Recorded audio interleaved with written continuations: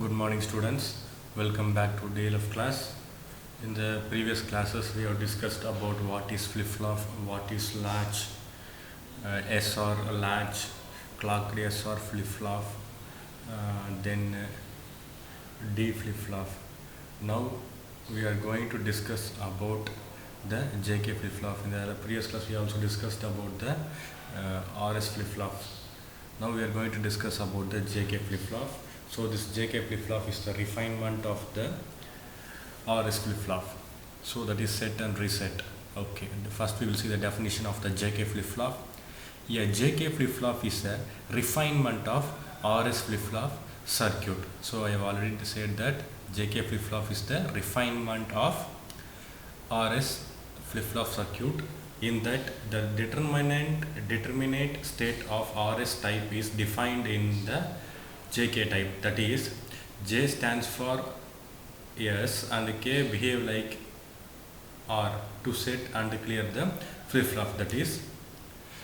That means J and K behave like S and R, that is J is for S and K is for R to set and clear the flip-flop. So in simple words we can say that it is similar to SR flip-flop, but it is somewhat a refinement of the RS flip-flop or SR flip-flop.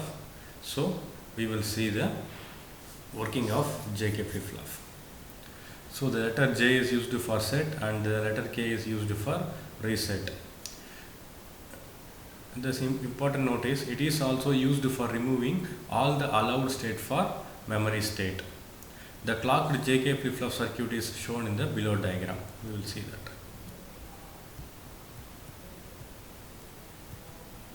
So this is the clocked JK flip-flop. See, it is similar to the RS flip-flop, but it has made some changes. See here, the output of the Q complement is given as one of the input to the first NAND gate, and the output of Q, that is the Q, the output of the last NAND gate, that is given as the input to the K input, as input to the K, that is two inputs J and K, that is for the second NAND gate. So we will assume that this is the first, this is the second, and this is the third, and this is the fourth NAND gate. So if how it works, we will see that if clock is high, both the inputs are 0 0, it is in the memory state. If the clock is high, both the inputs are 0 0, it is in the memory state. If the clock is low, if the input is 0, if the input is 1, it is in the memory state, that is no change. So if the clock is low, that means if the see here, if the clock is low, the circuit remains in the same state for any combination, that is 0 0 0 1 1 0 and 1 1. So when the clock is high, J as the input 1 and K as the input 0. So previously we have discussed about the memory state in the RS flip-flop and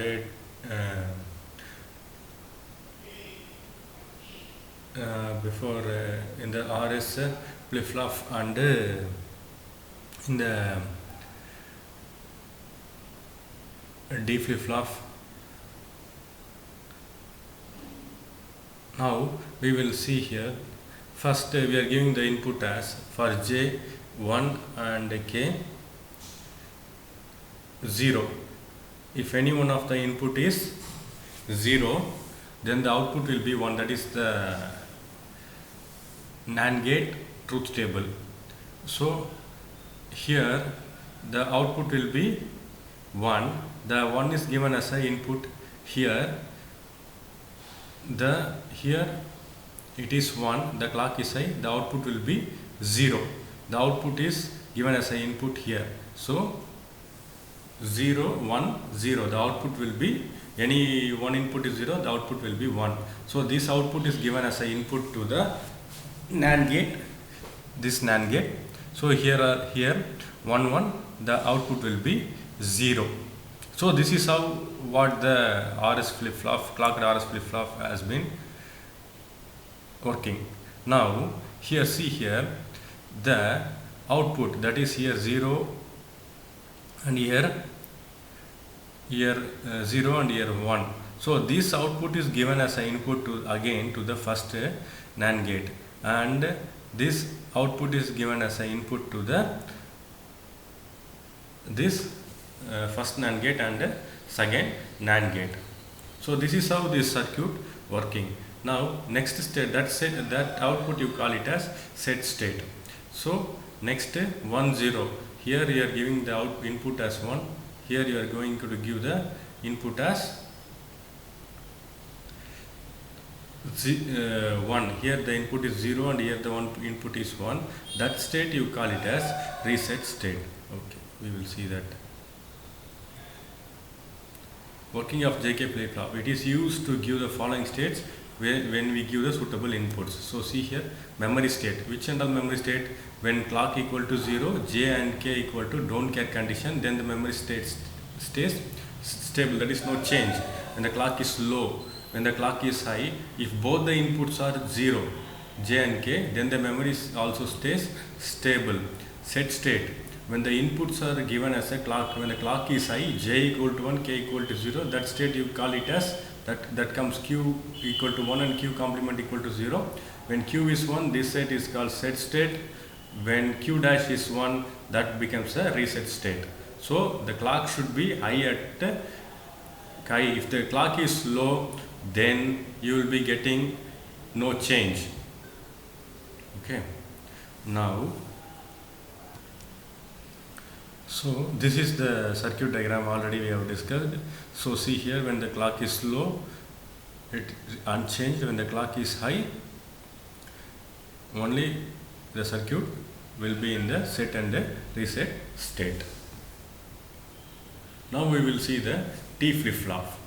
The T or toggle flip-flop, the T or you call it as a toggle. The T or toggle flip-flop changes its output on each clock edge, giving an output giving an output which is of the frequency of the signal to the T input. So off the frequency means, so that is off the frequency to the T input. It is useful for constructing binary counters, frequency dividers and general binary addition devices. It can be made from a JK flip-flop. The T flip-flop can be constructed using a D flip-flop with the two outputs Q and Q complement feedback to the D input through a multiplexer that is controlled by the T input as shown in figure. So this T stands for toggle flip-flop. So the output changes on each clock edge. It may be a positive edge or it may be a negative edge. So based on the edges, the output is changing here. So it can be constructed using the D flip-flop or it can be constructed using the JK flip-flop. So T flip-flop can be constructed using J flip-flop as well as the T flip-flop. So see here, this is the circuit diagram. So this is the AND gate and this is the NOR gate. So this is the AND gate and this is the NOR gate. So this is how the circuit has been constructed.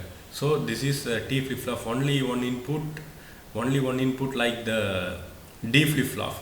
So see here, only one input. So what the input you give here, the same input goes for both the AND gate. So if you give 1, here also the input will be 1 and here also the input will be 1. So here they are given the NOR gate. Okay, the output is connected to the input of the NOR gate and the same feedback path, the output as a Q and a Q complement. So in case of D flip-flop, here there will be an inverter. If you give one input, the output will be 0 here. But in the case of T flip-flop, there is no inverter here. So it may be the T flip-flop may be constructed using a D flip-flop or using a JK flip-flop. So this is how the T flip-flop works. Thank you students. In the next class we will discuss about the master slave JK-flipflop.